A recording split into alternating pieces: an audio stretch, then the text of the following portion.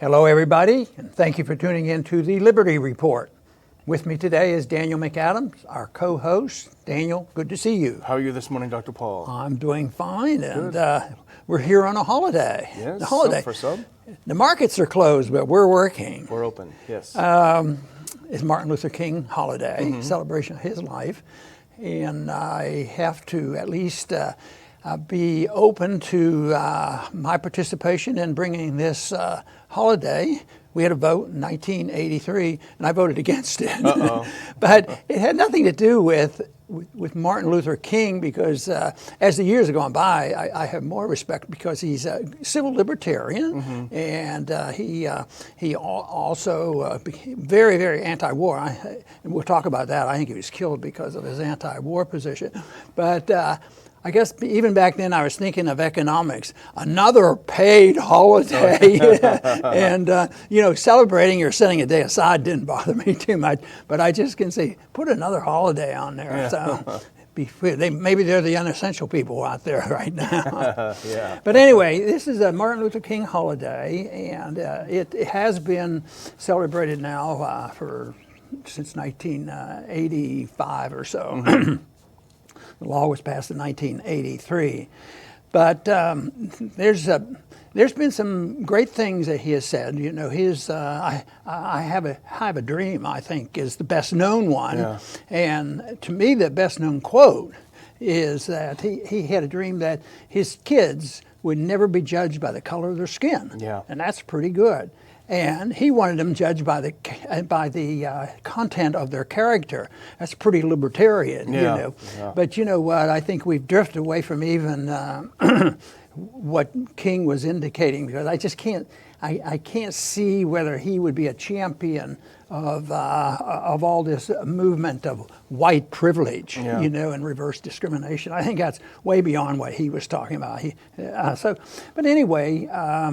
This is the day, and also this is the day that the date that Jimmy Carter pardoned a lot of men and women who went to Canada, wouldn't fight in Vietnam. I couldn't believe the number. 100,000 wow. went up there. Canada's and it was like the day after, the first day in office, he did that. So he had it on his mind, and he did it.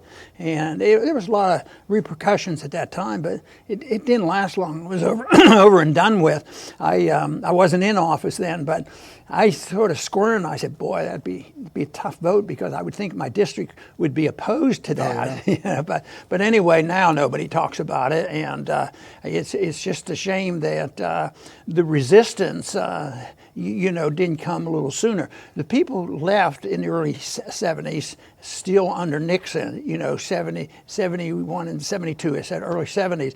But if we do our job, we're going to get people resisting and complaining and saying something about it a lot sooner. Yeah. And I mentioned to you the other day about my memory of the escalation in Vietnam was 3 days after I left active duty back in my residency, and the news came on, and that's when McNamara says, well, I can't remember the number, but it was either 250,000 or 500,000 people he had to send, to Vietnam, and that would have been 1965. And I was in a resisting mood by that time. But anyway, that was the beginning. It's just too bad. That's why our job is important, to alert people what's going on before the slaughter occurs. And it's going to even be more difficult because conventional warfare is not used as much anymore. It's all kinds of ways, but still there's the great danger of a lot of people dying.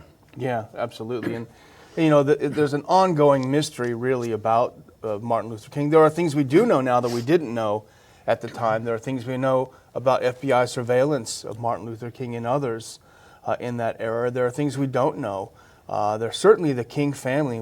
We refreshed our memories about this morning. The King family was adamant that the official story is not true. James Earl Ray did not kill Martin Luther King.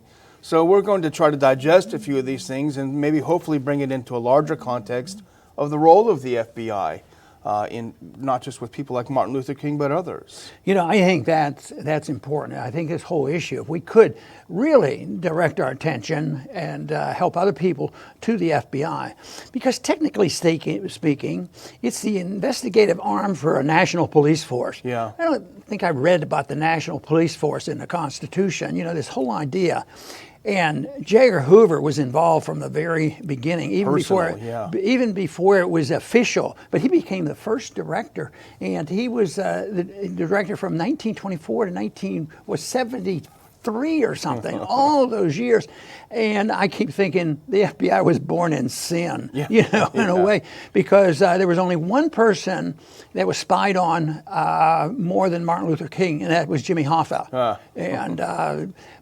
But the whole thing is we complain a lot. Just look at the daily news on the FBI, all the corruption and the political corruption. Back then, it was done in secret because J. Edgar Hoover had total control of it. He had the goods on everybody, and he could dictate. He remained the FBI director, and he could punish anybody who would give him any trouble. So that.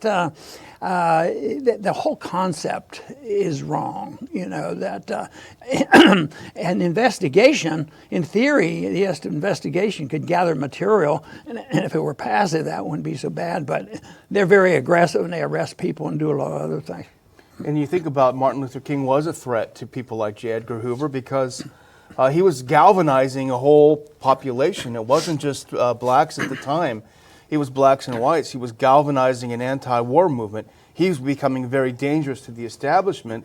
And, you know, that certainly is part of the reason that they were interested in starting this surveillance. He is attaining so much power by what he did. So what did they do? Well, apparently he had an advisor, a white advisor who had been a member of the Communist Party. They used that as justification to ramp up this surveillance of him. But they were angry with his anti-war stance, increasingly so, and they also were angry that he was criticizing them. How dare he criticize them for not being aggressive enough in looking into some of the violations, some of the Jim Crow laws in the South, some of the the violations that continued. Which would be very easy for a libertarian to support because that is a solution which is non-violent.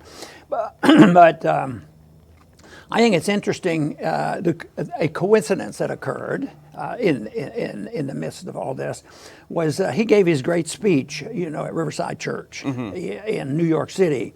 And that was on April 4th, 1967. And it was almost like his death warrant. He signed his own death warrant because he was warned. Some of his close associates said, don't do this. It doesn't mix. Civil rights are different. Stay out of this foreign policy. Yeah. Something I think I heard a few times too. You're messing up your chances. Don't talk about foreign policy. But he was determined. And that was on April 4th of 67. And if people become fascinated with dates and anniversary, he was killed on April 4th, 1968. Wow. Exactly 1 year. It refreshed my memory about Timothy McVeigh doing something on the anniversary of Waco, you know, the Davidian compound, and went out and blew up that building in Oklahoma City. So that is rather significant. But you know, the King family for years, you know, tried to expose or get the investigation, had mock trials and everything else, but they were never able to change the attitude. But I don't think this conspiracy, this plan, rather than just conspiring, isn't as well known as the Kennedy conspiracy because most people don't believe the government, you know, explanation. I think more people believe in this one, but I think there's a growing number of people who are skeptical, and rightly so.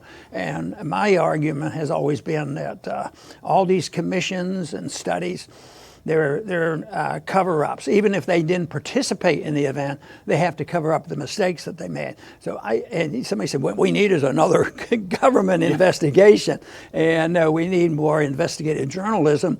We have to depend more on our journalists because they provide so much, so much information. But this was a whole thing that the media tends to support the deep state, the people on the planet. You know, like the war. war. Back then, the media was entirely, against Kennedy getting out of that war. But where do we get all the support today? The people that oppose us, they're in the media, the military-industrial complex, the big money people. They thrive on war, and it's hard to get the information out to the people. But we'll keep trying. And that's why we have to look at the MLK assassination in context, because if you think about it, it occurred after. You talk about JFK, and a lot of theories about him getting out of the war contributed to the assassination, the conspiracy to assassinate him, after JFK and Malcolm X assassination, and right before the RFK assassination. And you think about it now, I mean, this was an era of assassinations in the 60s, and people, I think, were pretty, they were pretty confused about what was happening. So here it is, right in the middle of all this, anti-war, anti-establishment, at the time getting killed. Yeah, in 68 especially was a tough year, and that's when a lot of cities were burning. So we have a lot of complaints today, but if you want to put it in context, there were some rough times back there, when Detroit was burning and D.C. was burning, and there were a lot of riots going on, and it had to do with the war. One thing that I think we should consider as beneficial, although it technically can be challenged, and that is getting rid of the draft. In 1973, Nixon signed that. But some people complain, no, we would have less of these excursions into the Middle East if we were drafting people that were yelling and screaming about it. But that's a heck of a reason to imprison somebody and send them off. But there's enough people who did complain about being shipped off to the Middle East because they were in the reserves. Yeah. They didn't sign up to fight everybody. They signed up to defend the country, not to go over there and redraw the lines in the Middle East, which were still ongoing. Exactly. It comes back to our title, Conspiracy or Coincidence. And if you look at some of the things around the time, so Hoover wanted to take him down. He wanted to take down Martin Luther King. The communist stuff didn't fly. He tried to shop stuff to the press. Hey, this guy has a communist advisor. He's a commie. He's a bad guy. That didn't really fly. So he did the surveillance of every aspect of Martin Luther King's life. And he was not a perfect man. He was a flawed man. And so he was caught on surveillance in several adulterous affairs. And so here's Edgar Hoover. I got it. The commie stuff doesn't fly. So he personally went to the media saying, here, we've got these tapes of Martin Luther King in these adulterous affairs. Here, we've got this. And not long after this, the famous letter that we subsequently found out was written by an FBI agent, but purportedly written by an African-American person telling King, oh, you're a bad guy for all this horrible perversions that you're doing. You better go kill yourself. You've got 34 days to go kill yourself. Turns out the whole thing was an FBI thing. It almost sounds like a gaslighting operation where they're trying to turn him mad, to turn him nuts, to turn him go crazy. Kill yourself. And here he's killed not long afterwards. And I guess they waited about a year, then they thought they have to help him along. Yeah. I mentioned earlier about how many people went to Canada, which was a huge number, 100,000. But another number that impressed me, and surprisingly, since 2001, since we've accelerated our militarism in the Middle East, there have been 1,900 cases prosecuted for avoiding going over, and there wasn't even a draft, but they would desert and do these other things. So that still happens. And in that group was Bergdahl. That was the famous case there, and some people were furious because he was imprisoned over a prisoner of war by the Taliban for 5 years. And when he finally came back and was prosecuted, the judge was, gave him a penalty like undesirable discharge and a few things, but it wasn't putting him away for life or 10 years or anything like that. And a lot of people really complained about it, including our current president. He wanted to be a lot harsher on him, and there is a segment, maybe less so now, but sometimes people have to defend their credentials by being really, really tough on anybody who questions somebody's patriotism. We'll punish him on that. He's not supporting the war, so therefore he's not a patriot. And misunderstanding what patriotism is all about. But the whole FBI attack on people who have different views, the same was true about Hemingway, Ernest Hemingway in the 60s. He was really a victim of surveillance, but nobody believed him. He was a heavy drinker and he had all kinds of other problems. And they all thought he was just nuts. And he actually was going insane, but it was because the FBI was helping him along. So it's not unusual, and it really makes you wonder about the FBI. What it seems to us, at least, like the FBI's attempts to take down this president. So they start with a dissident, they start with the civil rights leader. Now they move the way up to a president. You know, they started a national security investigation against him because he didn't criticize Putin enough on the campaign trail. You talk about a rogue FBI, and now they're feeling so self-confident that they think they can take down a president. Well, you know, I think looking for an optimistic angle here, I think more people now, especially the conservatives, who are always much more law and order, do whatever the FBI says and all. But now I think more people know that there's something really amiss when it comes to the FBI. And people think, well, this is just recent. No. J. Edgar Hoover started the whole mess, and I think it's the principle of having an organization like that. And it used to be that I thought, and I still do, I think the power and the authority of the CIA going around the world interfering in elections, that's probably more serious. But what the FBI, I guess their job is to interfere with overseas elections. The FBI's to interfere with elections here in this country and then blame it on the opposition and get the media to join in. They have a pretty good game going, but let's just hope that people wake up to the truth of things. Exactly. And I would just, I would close by asking our viewers to subscribe to our channel. We've had a real uptick in subscriptions. Dr. Paul has been on some high-profile media. I think that's helping us as well. But if you're watching this show, you're on our channel, so just get down there and subscribe it. Encourage your friends, your family, your neighbors, your enemies to subscribe. We do our best to try to break through the fake news media and give you a little bit of truth. Dr. Paul? Very good. And I'd like to just thank our viewers also for being with us, and hopefully we can get you information that's of value to you.